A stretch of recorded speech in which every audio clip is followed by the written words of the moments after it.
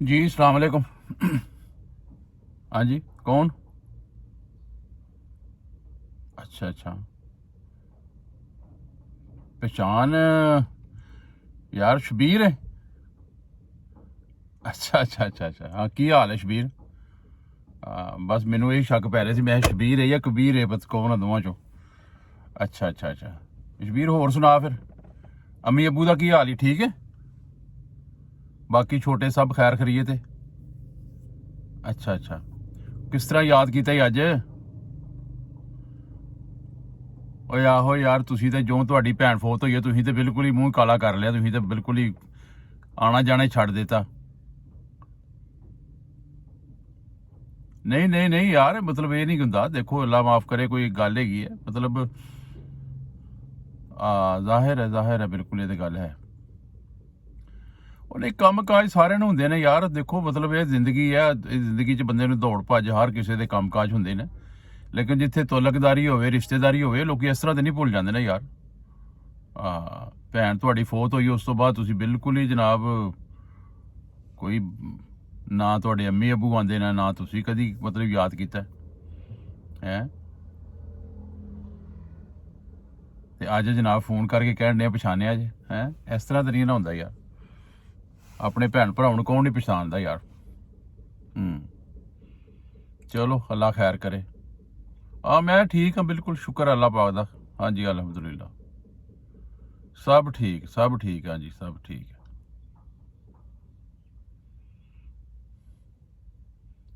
ਉਹ ਨਹੀਂ ਬੱਚੇ ਬੱਚੇ ਤੈਨੂੰ, ਤੂੰ ਬੱਚਾ ਹੈ, ਤੈਨੂੰ ਨਹੀਂ ਪਤਾ ਹੈਗਾ ਬੱਚੇ ਕਿੱਥੇ ਨੇ? ਬੱਚੇ ਤੇ ਉਹੀ ਵਿਚਾਰੀ ਜਿਹੜੀ ਮਤਲਬ ਬੱਚੀ ਹੋਣੀ ਸੀ, ਉਹ ਤੇਰੀ ਮਾਂ ਦੇ ਆਪਣਾ ਆਪਣੇ ਮਾਂ ਦੇ ਪੇਟ 'ਚ ਸੀ ਇਹ ਵਿਚਾਰੀ ਦੇ, ਉਹ ਮਤਲਬ ਉਹ ਡਿਲੀਵਰੀ ਦੇ ਦੌਰਾਨ ਹੀ ਮਤਲਬ ਜ਼ਾਹਿਰ ਹੈ ਉਹ ਭੈਣ ਤੁਹਾਡੀ ਫੌਤ ਹੋਈ ਤੇ ਨਾਲ ਹੀ ਤੁਹਾਡੀ ਭਾਂਜੀ ਵੀ ਫੌਤ ਹੀ ਹੋ ਗਈ, ਜ਼ਾਹਿਰ ਹੈ ਉਹ ਤੇ ਦੁਨੀਆ ਤੇ ਆਉਣ ਤੋਂ ਪਹਿਲੇ ਵਿਚਾਰੀ ਫੌਤ ਹੋ ਗਈ। ਡਿਲੀਵਰੀ ਦੇ ਦੌਰਾਨ ਹੀ ਫੌਤ ਹੋ ਗਈ ਸੀ ਨਾ। ਹਾਂਜੀ ਹਾਂਜੀ। ਤੇ ਫਿਰ ਉਹਨਾਂ ਦਾ ਕੀ ਹਾਲ ਪੁੱਛਣਾ, ਜਿਹੜੇ ਵਿਚਾਰੀ ਦੁਨੀਆ ਤੇ ਨਹੀਂ ਆਉਣ ਤੋਂ ਪਹਿਲੇ ਹੀ ਚਲੀ ਗਈ ਵਿਚਾਰੀ, ਉਹਦਾ ਕੀ ਹਾਲ ਪੁੱਛਣਾ। ਹਾਂਜੀ ਹਾਂਜੀ। बस गुजर रही है, शुक्र अल्लाह पाक दा। हाँ जी।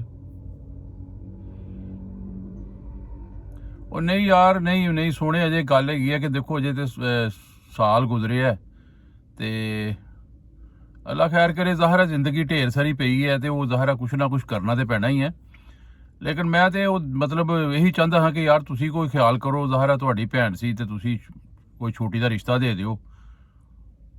ਜ਼ਾਹਿਰ ਹੈ ਇੱਕ ਤੁਲਕਦਾਰੀ ਬਣੀ ਹੈ, ਰਿਸ਼ਤੇਦਾਰੀ ਬਣੀ ਹੈ, ਚਲੋ ਕਾਇਮ ਰਹਿੰਦੀ ਇਸ ਤਰ੍ਹਾਂ ਨਾ। ਹਾਂਜੀ ਹਾਂਜੀ। ਆਹੋ ਤੇ ਉਹੀ ਹੈ ਨਾ, ਤੇਰਾ ਅੱਬਾ ਨਹੀਂ ਮੰਨਦਾ ਤੇ ਉਹਨੂੰ ਜ਼ਰਾ ਸਮਝਾ ਯਾਰ, ਮਤਲਬ ਤੂੰ ਵੱਡਾ ਹੈ ਘਰ ਦਾ ਤੇ ਮਤਲਬ ਉਹਨੂੰ ਸਮਝਾ ਕੇ ਯਾਰ, ਮਤਲਬ ਜਾਂ ਤੇ ਦੇਖੋ ਨਾ ਸਾਡੇ 'ਚ ਕੋਈ ਨੁਕਸ ਹੋਵੇ, ਅਸੀਂ ਮਤਲਬ ਕੋਈ ਕੰਮ ਕਾਜ ਨਾ ਕਰਦੇ ਹੋਈਏ, ਕਮਾਉਂਦੇ ਨਾ ਹੋਈਏ, ਮਤਲਬ ਜਾਂ ਤੁਹਾਡੀ ਇੱਜ਼ਤ ਨਾ ਕਰਦੇ ਹੋਈਏ, ਤੇ ਫਿਰ ਤੇ ਚਲੋ ਠੀਕ ਹੈ ਜੀ। ਤੇ ਜਦੋਂ ਅਸੀਂ ਤੁਹਾਡੇ ਹਰ ਤਰ੍ਹਾਂ ਨਾਲ ਕੰਮ ਆਉਣ ਵਾਲੇ ਬੰਦੇ ਆ ਸਾਰੇ, ਮਤਲਬ ਤੁਹਾਨੂੰ ਪਤਾ ਹੀ ਹੈ, ਅੱਲਾ ਦਾ ਸ਼ੁਕਰ ਹੈ, ਅੱਲਾ ਨੇ ਸਾਰਾ ਕੁਝ ਦਿੱਤਾ ਹੈ ਤੇ ਲੋਕੀ ਤੇ ਲੱਭਦੇ ਨੇ ਚੰਗੇ ਘਰ, ਸਮਝਦੇ ਨਾ। ਤੇ ਇਹ ਤੇ ਅੱਲਾਹ ਤਾਲਾ ਦੇ ਕੰਮ ਨੇ। ਦੇਖੋ ਜੀ ਜ਼ਿੰਦਗੀ ਮੌਤ ਤੇ ਕਿਸੇ ਦੇ ਮਤਲਬ ਵੱਸ ਦੀ ਗੱਲ ਨਹੀਂ ਨਾ ਹੈਗੀ। ਤੇ ਉਹ ਟੁਰ ਗਈ ਵਿਚਾਰੀ ਤੇ ਅੱਲਾਹ ਤਾਲਾ ਉਹਨੂੰ ਜੰਨਤ ਜਗ੍ਹਾ ਦੇਵੇ। ਫਿਰ ਤੁਹਾਡਾ ਹੀ ਹੱਕ ਬਣਦਾ ਨਾ, ਦੇਖੋ ਜੀ ਸਭ ਤੋਂ ਪਹਿਲੇ ਤੇ ਤੁਸੀਂ ਹੀ ਅੱਗੇ ਹੋ। ਹਾਂਜੀ। ਤੇ ਮੈਂ ਤੇ ਅਜੇ ਮਤਲਬ ਇਹੀ ਸੋਚ ਰਿਹਾ ਕਿ ਯਾਰ ਤੁਸੀਂ ਮਤਲਬ ਗੌਰ ਕਰੋ, ਤੁਸੀਂ ਅਗਰ ਮਤਲਬ ਰਿਸ਼ਤਾ ਦੇ ਦਿੰਦੇ ਹੋ ਛੋਟੀ ਦਾ ਤੇ ਚਲੋ ਘਰ ਬਾਤ ਹੋ ਜਾਏਗਾ, ਤੁਹਾਡੀ ਵੀ ਰਿਸ਼ਤੇਦਾਰੀ ਸਾਡੀ ਵੀ ਰਿਸ਼ਤੇਦਾਰੀ ਕਾਇਮ ਰਹੇਗੀ। ਉਹ ਯਾਰ ਭਾਵੇਂ ਨਹੀਂ ਬੱਚੇ ਬੁੱਚੇ ਕੋਈ ਹੈਗੇ, ਲੇਕਿਨ ਮਤਲਬ ਇਹ ਹੁੰਦਾ ਕਿ ਯਾਰ ਇੱਕ ਜ਼ਾਹਿਰ ਹੈ 2-3 ਸਾਲ ਤੁਹਾਡੇ ਨਾਲ ਗੁਜ਼ਾਰੇ ਨੇ, ਪਤਾ ਤੇ ਲੱਗ ਜਾਂਦਾ ਨਾ ਬੰਦੇ ਨੂੰ ਕਿ ਬੰਦਾ ਕਿਸ ਕੈਟਾਗਰੀ ਦਾ, ਕਿਹੋ ਜਿਹਾ ਬੰਦਾ ਹੈਗਾ। ਆਹੋ ਆਹੋ ਆਹੋ, ਉਹੀ ਗੱਲ ਮੈਂ ਕਹਿਣ ਡਿਆ ਨਾ, ਉਹਨੂੰ ਸਮਝਾਓ ਜ਼ਰਾ, ਮਤਲਬ ਕੋਈ ਹਾਂ ਹਾਂ ਹਾਂ ਹਾਂ ਬਿਲਕੁਲ। ਮਤਲਬ ਹੈ ਤੂੰ ਵੱਡਾ ਹੈ ਘਰ ਦਾ, ਤੇਰੇ ਸਮਝਾਉਣ ਨਾਲ ਸਾਰੇ ਮਸਲੇ ਹੱਲ ਹੋ ਸਕਦੇ ਨੇ। ਤੂੰ ਆਪਣੇ ਬੇ ਨੂੰ ਸਮਝਾ ਯਾਰ, ਮਤਲਬ ਕਈ ਮਾਮਲਾਤ ਜਿਹੜੇ ਨਾ ਉਹ ਸਿੱਧੇ ਪੱਧਰੇ ਹੋ ਜਾਣ ਤੇ ਰਿਸ਼ਤਾ ਦੇ ਦਿਓ, ਚਲੋ ਮੇਰਾ ਵੀ ਘਰ ਆਬਾਦ ਹੋ ਜਾਏਗਾ, ਤੁਹਾਡਾ ਵੀ ਆਵਾਜਾਈ ਸ਼ੁਰੂ ਹੋ ਜਾਏਗੀ ਜ਼ਰਾ। ਤੇ ਹੋਰ ਸੁਣਾ, ਕੀ ਨਵੀਂ ਤਾਜ਼ੀ ਹੈ? ਕਿੱਥੇ ਹੈ ਅੱਜ ਕੱਲ੍ਹ, ਕੀ ਕਰ ਰਹੇ? ਅੱਛਾ ਅੱਛਾ ਅੱਛਾ। ਉਹ ਅੱਲਾ ਖੈਰ ਕਰੇ, ਅੱਲਾ ਖੈਰ ਕਰੇ। ਅੱਛਾ ਲਾਹੌਰ ਆਇਆ ਹੈ? ਅੱਛਾ, ਕੀ ਹੋਇਆ ਕੀ? ਅੱਛਾ ਅੱਛਾ ਅੱਛਾ ਅੱਛਾ ਅੱਛਾ ਅੱਛਾ ਅੱਛਾ ਅੱਛਾ, ਉਹ ਅਕਰਮ ਸੀ ਤੇਰਾ ਦੋਸਤ? ਅੱਛਾ ਅੱਛਾ, ਤੇ ਕਿਸ ਤਰ੍ਹਾਂ ਐਕਸੀਡੈਂਟ ਹੋਇਆ ਉਹਦਾ? ਅੱਛਾ, ਮੋਟਰਸਾਈਕਲ ਤੋਂ ਡਿੱਗ ਪਿਆ? ਤੇ ਵਾਲੀ ਆ ਖੈਰ ਖੈਰੀਅਤ ਹੈ ਕਿ ਜਾਂ ਕੀ ਮਸਲਾ ਹੈ? ਉਹ ਤੁਹਾਡਾ ਭਲਾ ਹੋ ਜਾਏ, ਅੱਲਾ ਅੱਲਾ ਖੈਰ ਕਰ, ਅੱਲਾ ਖੈਰ ਕਰ। ਅੱਛਾ ਅੱਛਾ ਅੱਛਾ ਅੱਛਾ, ਦਿਮਾਗ 'ਚ ਚੋਟ ਆਈ ਹੈ? ਓਹ ਹੋ। ਤੇ ਕਿਹੜੇ ਹਸਪਤਾਲ ਹੁਣ?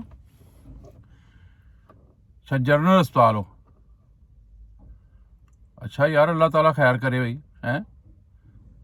ਅੱਲਾਹ ਤਾਲਾ ਖੈਰ ਦੇ ਵੇਲਾ ਸਿਹਤ ਦੇਵੇ ਉਹਨੂੰ ਯਾਰ, ਬੰਦਾ ਤੇ ਚੰਗਾ ਸੀ ਉਹ, ਹੈ। ਚਲੋ ਅੱਲਾ ਮਾਲਕ ਹੈ, ਅੱਲਾ ਮਾਲਕ ਹੈ ਜੀ। ਅੱਛਾ, ਤੇ ਕਿੰਨੇ ਕੁ ਪੈਸਿਆਂ ਦੀ ਲੋੜ ਹੈਗੀ, ਹੈ? ਆਹ ਜ਼ਾਹਰ ਹੈ, ਉਹ ਤਾਂ ਮੈਨੂੰ ਪਤਾ ਹੀ ਹੈ, ਹਸਪਤਾਲਾਂ 'ਚ ਪੈਸੇ ਤਾਂ ਲੱਗਦੇ ਹੀ ਨੇ। ਤੇ ਉਹਦਾ ਪਿੱਛੋਂ ਨਹੀਂ ਕੋਈ ਆਇਆ, ਮਤਲਬ ਉਹਦੇ ਭੈਣ ਭਰਾ 'ਚ ਕੋਈ ਨਹੀਂ ਮਗਰ ਪਹੁੰਚਿਆ? ਅੱਛਾ ਅੱਛਾ ਅੱਛਾ, ਉਹ ਯਾਰ ਉਹ ਤੇ ਫਿਰ ਠੀਕ ਹੈ, ਜ਼ਾਹਰ ਹੈ ਮਤਲਬ ਤੂੰ। ਅੱਛਾ, ਚਲੋ ਚਲੋ ਅੱਲਾ ਖੈਰ ਕਰ। ਤੇ ਕੀ 50,000 ਚਾਹੀਦਾ? ਤੇ ਉਹ ਕਿਸ ਤਰ੍ਹਾਂ ਹੁਣ ਮੈਂ ਤੈਨੂੰ ਪਹੁੰਚਾ ਸਕਣਾ, ਮਤਲਬ ਦੱਸਣਾ ਮੈਨੂੰ ਜ਼ਰਾ ਕੋਈ ਤਰੀਕਾ ਕਰ। ਆਹੋ,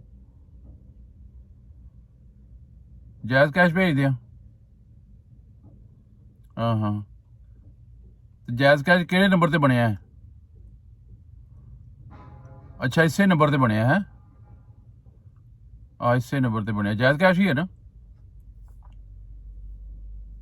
ਚਲੋ ਚਲੋ ਅੱਲਾ ਖੈਰ ਕਰੇ। ਮੈਂ ਕੋਸ਼ਿਸ਼ ਕਰਨਾ ਜ਼ਰਾ, ਹਾਂ। ਮੈਂ ਤੇ ਬਾਹਰ ਹੀ ਨਿਕਲਿਆ ਸੀ ਦੋਸਤਾਂ ਦੇ ਨਾਲ ਹੀ ਆ, ਤੇ ਮੈਂ ਬਹਰਹਾਲ ਇਸ ਵੇਲੇ ਮੇਰੀ ਜੇਬ 'ਚ ਹੈ ਕੋਈ 15-16-17 ਹਜ਼ਾਰ ਹੋਣਾ ਹੈ। ਚਲੋ ਮੈਂ ਮਤਲਬ ਦੇਖਣਾ ਕੋਈ ਜਾਇਜ਼ ਕੈਸ਼ ਦੀ ਦੁਕਾਨ ਆਉਂਦੀ ਹੈ ਨਾ, ਮਤਲਬ ਮੇਰੇ ਕੋਲ ਮੋਬਾਈਲ 'ਚ ਤੇ ਨਹੀਂ ਇਸ ਵੇਲੇ ਬੈਲੈਂਸ ਹੈਗਾ, ਤੇ ਮੈਂ ਉਹ ਕਰਵਾ ਦੇਣਾ। ਅੱਛਾ, ਮਤਲਬ ਸ਼ਾਮ ਤੱਕ ਤੁਹਾਨੂੰ 50,000 ਚਾਹੀਦਾ ਹੈ? ਚਲੋ ਮੈਂ ਇਨਸ਼ਾਅੱਲਾ, ਬਾਕੀ ਇਨਸ਼ਾਅੱਲਾ ਇਹ ਮੈਂ 17,000 ਜਿਹੜਾ ਨੇ ਮੈਂ ਕਰਵਾਉਣਾ ਹੁਣੇ, ਤੇ ਬਾਕੀ ਵੀ ਇਨਸ਼ਾਅੱਲਾ ਤਾਲਾ ਫਿਰ ਮੈਂ ਘਰ ਪਹੁੰਚ ਕੇ ਨਾ, ਆਹੋ, ਚਲੋ ਮੈਂ ਕਰਾ ਦੇਣਾ, ਕੋਈ ਐਸੀ ਗੱਲ ਨਹੀਂ ਗੀ। ਉਹ ਤੂੰ ਫਿਕਰ ਨਾ ਕਰ ਯਾਰ, ਮੈਂ ਕਰਾ ਦੇਣਾ, ਹਾਂ ਠੀਕ ਹੈ, ਮੈਂ ਕਰਾਨਾ ਹੈ। ਚਲੋ ਓਕੇ, ਮੈਂ ਕਰਾ ਰਹਾ, ਦੱਸਣਾ ਤੈਨੂੰ।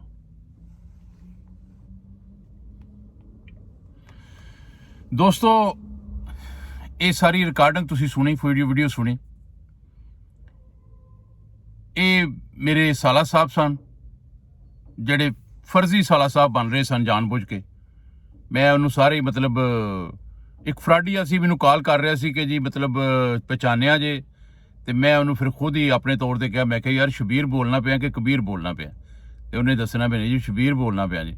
ਤੇ ਮੈਂ ਕਿਹਾ ਸੁਣਾਓ ਜੀ ਸਾਲਾ ਸਾਹਿਬ, ਫਿਰ ਕੀ ਹਾਲ ਹੈ, ਖਰੀਅਤ ਨਾਲ ਹੈ, ਠੀਕ ਠਾਕ? ਉਹਦੇ ਨਾਲ ਰਿਸ਼ਤੇਦਾਰੀ ਗਣ ਲਈ ਨਾ, ਇਹ ਫਰਜ਼ੀ ਕਹਾਣੀ ਬਣਾ ਕੇ ਮੈਂ ਉਹਨੂੰ ਜਨਾਬ ਸਾਰੀ ਸੁਣਾ ਦਿੱਤੀ। ਤੇ ਉਹਨੇ ਅੱਗੋਂ ਆਪਣੇ ਫਰਾਡ ਦਾ ਆਗਾਜ਼ ਇਹ ਕੀਤਾ ਕਿ ਜੋ ਮੇਰਾ ਦੋਸਤ ਜਿਹੜਾ ਸੀ ਨਾ ਅਕਰਮ, ਉਹ ਮਤਲਬ ਡਿੱਗ ਪਿਆ ਮੋਟਰਸਾਈਕਲ ਤੋਂ, ਤੇ ਉਹਦੇ ਸਿਰ ਤੇ ਬੜੀ ਚੋਟ ਆਈ ਹੈ, ਤੇ ਉਹਨੂੰ ਲੈ ਕੇ ਹਸਪਤਾਲ ਆਏ ਆ, ਮੈਂ ਉਹ ਇੱਥੇ ਜਨਰਲ ਹਸਪਤਾਲ, ਤੇ ਉਹ ਪੈਸਿਆਂ ਦੀ ਲੋੜ ਹੈ। ਠੀਕ ਹੈ ਜੀ, ਹੁਣ ਉਹ ਪੈਸਿਆਂ ਦੀ ਲੋੜ ਕਰ ਰਿਹਾ, ਮੈਂ ਤੇ ਉਹਨੂੰ ਪਛਾਣ ਲਿਆ ਕਿ ਉਹ ਬੰਦਾ ਉਹ ਨਹੀਂ ਹੈਗਾ, ਫਰਾਡ ਕਰਨ ਦੀ ਕੋਸ਼ਿਸ਼ ਕਰ ਰਿਹਾ ਸੀ, ਤੇ ਮੈਂ ਉਹਨੂੰ ਅੱਗੇ ਚਲਾਉਣ ਵਾਸਤੇ ਗੱਲ ਨੂੰ ਇਹ ਕਰ ਰਿਹਾ ਸਾਂ।